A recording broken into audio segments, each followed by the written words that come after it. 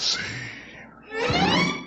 Hello, once again. I am Doc Rotten, and this is Horror News Radio, the official Gruesome Magazine podcast. Back with me again this week are the scariest, goriest, bloodiest co-hosts on the net, and we're here to review Hannibal, Season 1. We're going back in time to 2013, and we're doing Episode 8, titled Fromage. So stick with us. You're going to like this. Let's introduce the crew, starting off with Dave Dreher, lead news writer at Gruesome Magazine. How you doing, Dave? I thought maybe you forgot our little endeavor. You think I forgot what's going on? Yeah, with Rolling Stone. No, that's not right. With I'm doing. Oh, it's good to have you back. We've missed you, sir. Thank you. Good to be back. Happy to be here. Yes. Also joining us tonight is award-winning filmmaker Christopher G. Moore. Hello. Wearing another Hannibal shirt. Rocking the Hannibal shirt. That's a good one. So I know. You are the Fannibal among Fannibals, and you probably have enough shirts to do every single episode with wearing a different shirt. I might. That's although for the season, every episode of the season or the series. I'm saying the possibly series. The series. Well, I'm just doing the math. $15-20 a shirt. Damn. Don't do the math. Don't do the math. It was spread over 3 years. Damn. So maybe even 4. So, all right. Also joining us is podcasting rock star, international cosplay queen, Vanessa Thompson. Vanessa, how you doing? I'm doing wonderful, guys. Happy to be here. Ready to talk about some cheese, some fromage. Fromage, yes. I hope you about the bromage with the fromage. Wow. Is that a dad joke? That's a dad joke from Vanessa. Oh my God. Oh, why didn't I think of that? Oh, I feel terrible. You've rubbed off too much on her. Well, it happens. All right. It's a pandemic. He sneezed on you. Sneezed his dad jokes on you. Oh no, that's a terrible thing. All right, what are we talking about tonight? Oh yeah. You're so funny. All right, we're talking about Hannibal, Season 1, Episode 8, called Fromage. It aired May 16th, 2013. It was directed by Tim Hunter, written by Jennifer Schur and Brian Fuller, created by Brian Fuller, based on Red Dragon by Thomas Harris. The guest cast, which is the only cast we're going to go over at this point, Gillian Anderson is Dr. Bedelia. She's back. Dan Fogler, I still have his name wrong. I don't know why I spell it Folger. Just let me have it. Is Franklin. Demar Barnes is Tobias Budge. And Tobias has, as you see in our picture, has a big part in this particular episode. Lecter's patient, Franklin, I'm not saying his last name, worries that his friend Tobias may be a psychopath. But Franklin's growing obsession with Lecter is what concerns Lecter more. Graham investigates the murder of a Baltimore musician who has had his throat opened and a cello neck inserted through his mouth. Oh, gosh. Graham, with Lecter's guidance, interprets this as one killer serenading another. Graham's mental stability deteriorates further when he begins having auditory hallucinations of animals in pain, and when his romantic feelings for Alana Bloom are rejected. Will, what happened, dude? Oh man. Yeah, there's some interesting going on with this episode. This is going to be a fun thing. We're going to do, if you're new here, what we do is our first impressions, and we talk about the show for a little bit, and then we wrap things up with our final impressions, our final thoughts actually, and then our score 1 to 5, and then our favorite scene. We can't all choose the cello, so it's going to be interesting. All right, let's start off with Vanessa, because Vanessa, this is your first time seeing this particular episode. The rest of us did the Hannibal fan podcast from season 2 and season 3. We did not do season 1, so this is fun for us to revisit. But you're visiting it for the first time. Tell me, what was your impression of Fromage? Oh, I love it. I love cheese. It's my favorite course. Excellent. No, it was really fun to see a Hannibal meet its match in a way. Someone who's just as smart, just as cunning, perhaps a little more reckless because he doesn't have the same kind of motto as Hannibal is. Not all about eating the rude. It's kind of just about basically seeing if he could murder people. I was very, very much heartbroken about Will and Alana. Oh, yeah, that made me very, very sad, especially for Will, because he needed that. But I don't know. I was not prepared to see Franklin go the way he did. Oh, poor Franklin. Yeah, that was probably the biggest surprise, because first the biggest surprise was, and I'm going too far into it right now, but it's fresh on my mind, is that Hannibal was going to give him the opportunity to leave.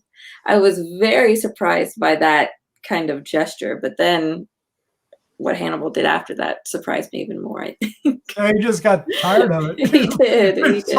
It's like, this is boring me. We've got to get this on the road. Oh, man. A lot to talk about. All right.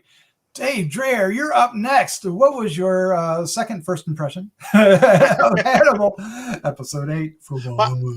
I had kind of forgotten this episode. I remembered the Tobias character, and I obviously remembered the human cello, but I had forgotten kind of the finer points of this episode. And really, this is one of those episodes that could almost just be kind of its own standalone little tale. Yes. We do get some movement, on the bigger picture story that's going on, but this is really kind of a Hannibal versus Tobias episode, and it's good. I mean, it's really an exceptional episode.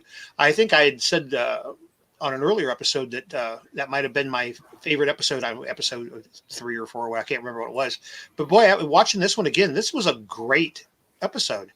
And I like in this episode how they, at least in my mind, to my eye, they're beginning to light Hannibal differently. He's looking menacing and evil.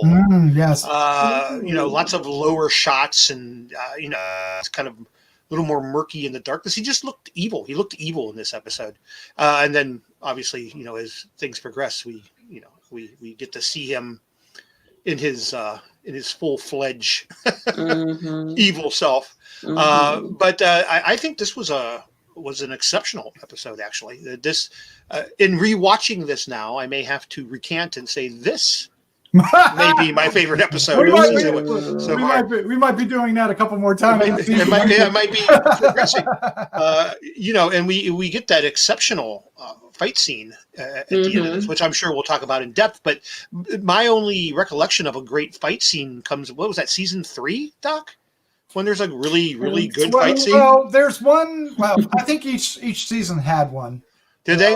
Yeah. I don't want to reveal too much because I know Vanessa hasn't seen too much of this. But there was an exceptional fight scene between two of our super lead characters. I think you know what I'm talking about. I do. And that was my only recollection of this type of a wonderfully choreographed fight scene. But this was just as good, quite frankly. Yeah, it was good. Yeah, but there was another tense scene with the dinner scene. I thought that was pretty tense. It wasn't as combative, at least not physically. It might have been mentally, but not physically. All right, let's hear from the Fannibal among Fannibals, Christopher G. Moore. What did you think watching this once again and seeing the cello victim? Well, I'm always a fan of the intricate and artful deaths that happen on the series. So I was really looking forward to this episode because I remember that first season. I remember it was such a unique thing. It's like these people that make this show are twisted in the head, and I like it. But I think the cool thing that really stands out, and it stood out to me the first time, is just there's a lot of correlations in this episode to Silence of the Lambs. I mean, you have basically Will Graham who keeps hearing the screaming of the animals. Oh my God, Chris, you're blowing my mind. I know. Also, because they didn't have rights to Silence of the Lambs, the Franklin Freudevo, or however you want to pronounce his name, and Tobias Budge, they're basically the Benjamin Raspail and Jamie Gum of this series. Because in the books and stuff, Benjamin Raspail was Hannibal's patient, and that's how he found out about Jamie Gumb, and he ended up killing him because he got bored with him. So, and also a cool correlation to that is the reason that he called the guy Franklin Freudeveau is because Benjamin Raspail, he took Benjamin Franklin, so he called him Franklin, and then the Freudeveau, his last name is a street that's parallel with Raspail in Paris. So that's wow, yeah. So you have that aspect of it, and also that whole catgut dungeon is basically the end of Silence of the Lambs when Clarice goes down in there, and they even shoot parts of it from her point of view. There's even the shot goes out where you can't hear, which happens in Silence of the Lambs. So there's that, and also when he has that fight with Tobias at the very end, he starts playing that tune, which is the same tune that's found throughout most of the Hannibal movies, but it's most famous for in Silence of the Lambs when he kills the guy in the prison and bites his face off, takes his face off. So yeah, there's like, and as someone that's a huge Silence of the Lambs fan, I'm like, ooh, goody, Easter eggs. So yeah, there's a lot of really cool stuff going on, but again, it's kind of cool to see somebody who's on the same level as Hannibal, but at the same time, he's also very competitive, and that's not the kind of friend that Hannibal wants. He wants somebody who's going to be in the same level, which he's trying to work with Will. But at the same time, Hannibal's cracking a little bit. You know, he's starting to show starting to show a little bit of who he is, and not keeping it so, you know, deep inside his human suit. And then also Will Graham is starting to crack up a little bit, you know, and starting to show that he's not able to control stuff. So yeah, it's a really wonderful episode. It's got some wonderful points. I love that sort of beautiful montage, how they could just do a beautiful montage of somebody's guts being turned into part of a musical instrument. And I love how they just, he makes it and then it shines out, and the kids playing human gut strings. So yeah, it's a beautiful episode. It's got so many different things that correlate with one of my favorite movies, one of the best, you know, films ever made, in my opinion. Yeah, so I don't know. I can't say enough good things about it. I love the wordplay, and I love how Hannibal doesn't. If Hannibal's not going to give you the satisfaction if he can get the satisfaction out of some situation, which towards the end, the thing that we're talking about with Franklin, and there's that quote he says where it's like, he's like, I was looking forward to that, and Hannibal's like, I saved you the trouble. Oh man, I laughed out loud again. So yeah, I love this episode. Yeah, it just makes me really fall deeper in love with this series. Yeah, Hannibal was very over that conversation between those two. It's like, let's get done with this Joker. Correct me if I'm wrong. This is the first Hannibal centric episode, right? Because this is really far more about Hannibal than it is about any of the other characters. I mean, every character gets a little bit, right? And of course, Will gets most out of that.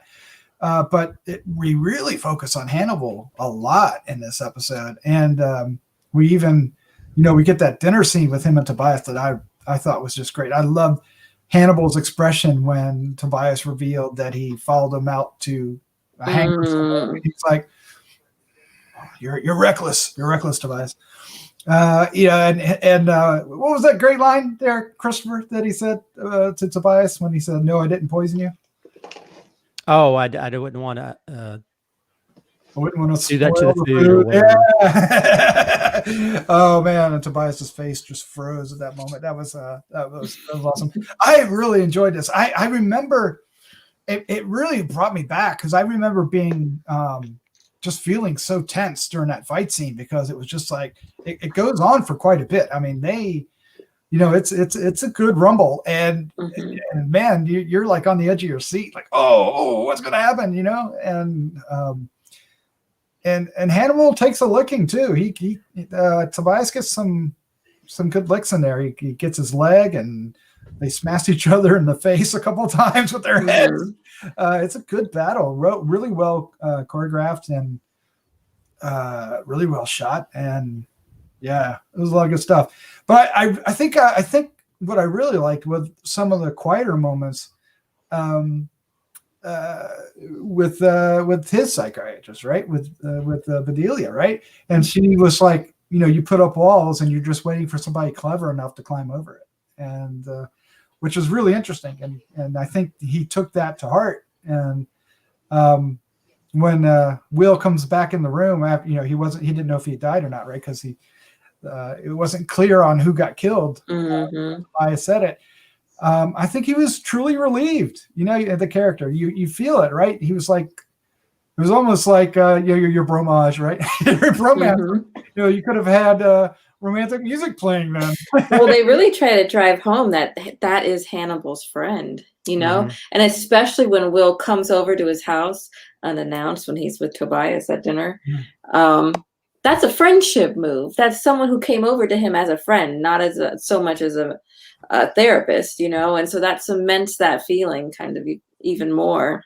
Yeah, do come in. It's so messed up that he sent him to his potential death, though. Like, that is cold. It's cold, but I think he's also trying to. I guess he figures that if he makes it through that, he's slowly cracking more and more for him to sort of like edge towards his way of thinking. But it is kind of interesting when he sees him eating, because he almost has this relief smile, which is not something you normally see on him, where it's very genuine. It's not him trying to pull one over on anybody. He's genuinely excited to see him. Well, there's the emotion there, because Tobias could have bested him. That was very well matched. So he still has all those kinds of I almost died feelings in him. Well, and I think that's also a reason why he took out Franklin, because he probably thought that he'd killed Will. But also an interesting thing is there's that parallel between his what's her name, Gillian Anderson's character, and how she had to kill her patient. And so you have that interesting parallel between that, to where I was trying to figure that out. I couldn't tell what had happened with her. Although she said she killed her patient, and she says, I don't feel guilty for it. And Hannibal doesn't feel guilty for killing his patient either. He goes, you shouldn't, right? So she was attacked by a patient? Yeah, her patient. So we find out more about that later on. We find out more about it. Yeah, okay. Yeah, things get deep. There's a lot going on here. We get a little bit with Jack, continuing his concern for Will, both his concern and his eagerness for him to do his stuff. There's a part where he worries that Will is kind of jumping the gun, right? And he has that little speech when they find the cello murder. But I think outside of the Hannibal stuff, and Vanessa, you probably will back me up on this, probably the most important thing that happens this episode is Will and Alana. And she comes over and helps him try to find the dog that he hears in trouble, right? And can't find any tracks, which he finds confusing. But she's there, and then they talk about a date, right? And she says it didn't cross her mind, but later she comes back, and there's a steamy kiss. It's a steamy kiss. It's passionate, isn't it? It is, kind of. It's also really sad at the same time. I felt really sad when that was happening, and it's like she's been toying with him this whole time, which is easy for someone like Will, because I imagine that those emotions in someone like him aren't as developed to understand these interactions, and he's just so lonely and he's falling apart, and they would be so cute together. Yeah. Like, I don't know. I made a big vagina hole in his right. Chimney, so. Oh my God, he did. Oh no. Yeah. God, I know he's losing his mind. Oh, it really no. is. And that's sad too, hearing all these dogs crying. Like, I don't know. This is a very sad Will Graham storyline to me. This was not his design. It was not his design, not Although his music. Although that he used his line again, it's been 3 episodes since he said, "This is my design." Mm-hmm. Oh, has it? Mm-hmm. He's playing the guy's throat. Oh man. Dave, you know, for this being originally on NBC, a network, you know, it's pretty gory. I would say there's a lot of gore in this particular episode with guts and brains and jars. Some brains and Whoa. What did you think? What did you think? Is that impressive? Or well, I remember us discussing this when it first was out, that we thought it was kind of innovative at the time, what they were getting away with on network TV. But this is one of the first episodes. Bless you. This was one of the first shows to start getting away with that. I think so. If memory serves me correctly. It aired at the 10 o'clock hour, which made it a little bit easier, I think, for him. But still, the cello throat is pretty hardcore. Well, I think some of the SUV or CSI opened up a lot of that CSI, and allowed it to be a lot more, but NCIS too, I think. But I think their level of artfulness with the deaths made it a lot more palatable than if it was just a big bloody mess. Yes. Yeah. And that's the storyline from Red Dragon, right? But Hannibal kills the guy, or who? No, wait, not Hannibal, but isn't that in Red Dragon, or am I thinking Manhunter, where they kill the guy that's in the that's one of these musicians. Well, I mean, actually, Benjamin Raspel was a flutist for the Baltimore Philharmonic Orchestra. So, but there seems to be a normal thing because he's also, he implied that he killed an inept viola player in the opening sequence of Red Dragon. Yeah, Red Dragon. Okay. Yeah. I knew there's a scene somewhere in one of the earlier Anthony Hopkins movies where he's sitting in the audience and somebody's hitting sour notes. Yeah, right? Yeah. Then it was very rude to him. Sour notes. All right. Well, what a great episode. You should be watching this. If you're listening, thank you for joining us. And I hope you're following along by watching the episode, along with us and listening to our reaction. So now is our time where we kind of give our final thoughts, and we're going to give it a score. Usually they're pretty high, and then we're going to give a favorite scene. But before we do, if you are enjoying this, and I hope you are, please hit the subscribe button down below, hit the like button, hit the bell, so you can be notified. What do they say, slam it or smack it or whatever you want to do. And then, don't use that phrasing. Slam it or smack it. Slam it or smack it. I don't think that's a YouTube thing. That's something else people do after they subscribe.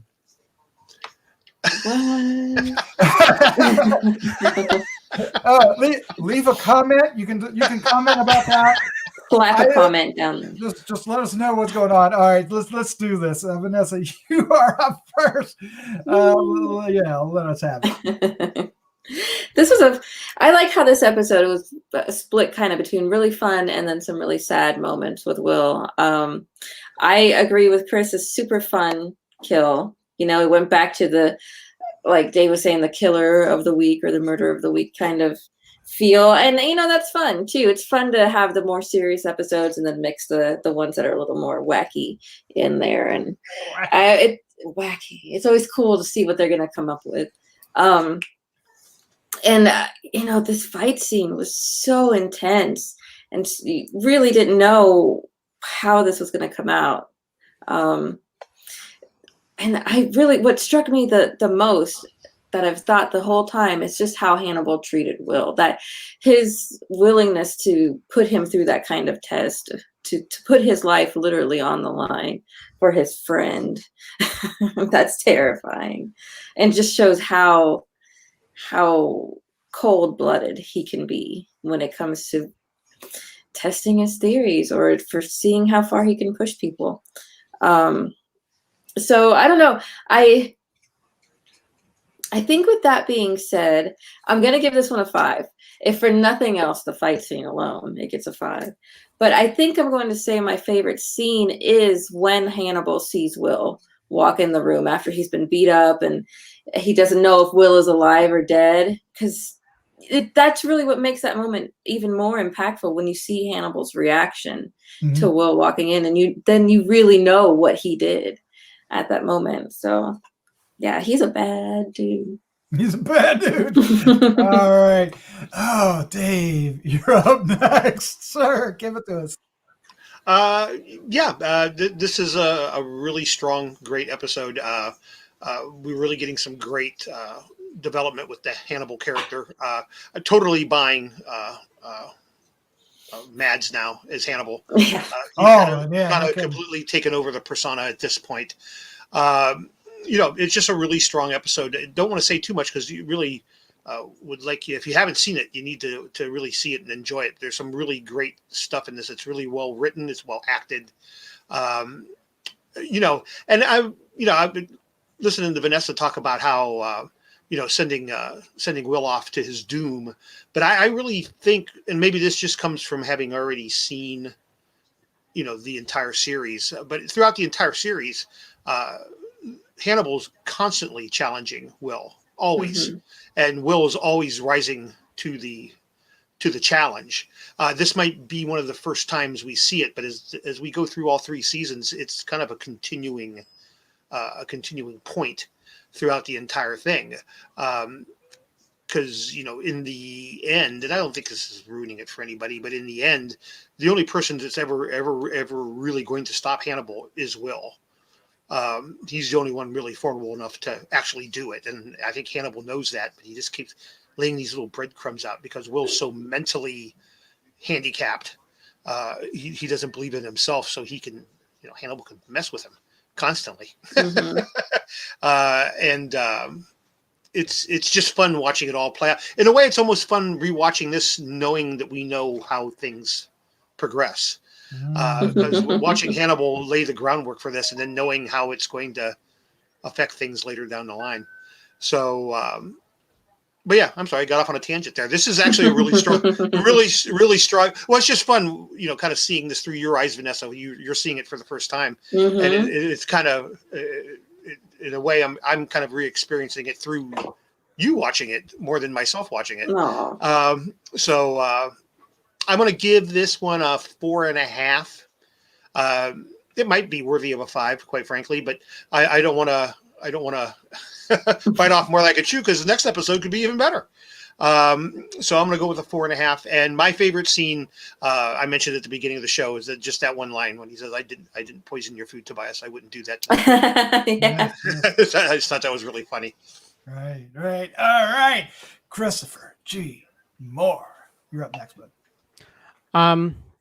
Another strong episode.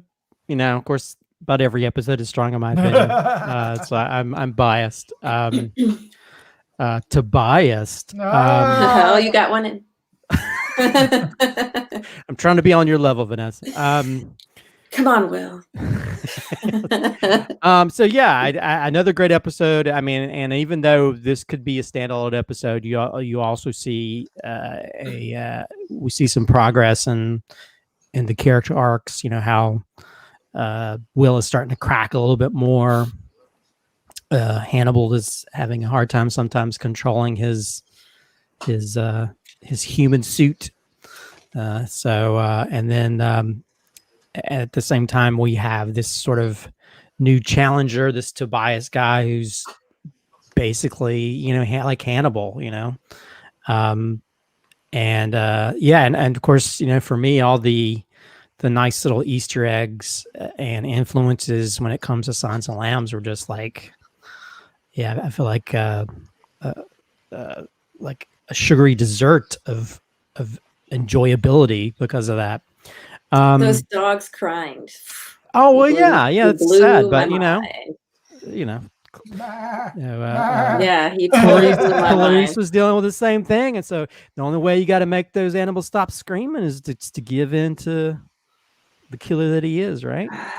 But yeah, I mean, and also it's kind of sad that you have that sort of like, you can see the chemistry between Bloom and Will. At the same time, it gets a little bit messy.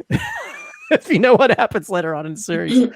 And it is kind of sad. It's like it's almost like it's not you, it's me type, deal, which sucks. I can't stop analyzing you. Yeah, yeah.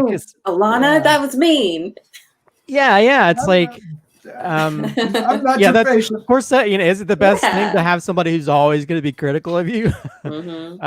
So yeah, it's kind of sad because I think Will needs some good influences to get him past his mental issues, and because she's sort of denying that chemistry, she's denying that possible relationship. All that's going to do is drive him straight into Hannibal's arms. And straight into that sort of mentality that's going to make him more like Hannibal than he will be the other more sane people. So yeah, another strong episode. The American judges give it a 5 out of 5. And as for favorite scene, I'll leave one scene for Doc because he may pick it, but I'll say when he goes down into the string dungeon, because for me it brought back a lot of great memories of Silence of the Lambs when Clarice is like, she's going with her gun down into the dungeon, and just how that whole thing plays out is very suspenseful and interesting, and but it's not one of those things to where it's like films that remake something. It's still its own thing, but because of those sort of parallels, it made me smile. Maybe want to play somebody's throat like a cello. So yeah, that's probably my favorite scene. Although there's another scene I like too, but we'll see if Don picks it. Yeah. I don't know if I will. All right. I'm going to keep this quick. This was a wonderful episode. It's got a lot of really great lines. It's got to build to the conclusion of the Franklin conundrum. A surprising conclusion, which is my favorite scene. I'll just jump right into that. I forgot what happened to Franklin. I knew something happened to him, but I forgot. I couldn't remember. And when he went up to him in the episode, I still was not expecting that to be the result.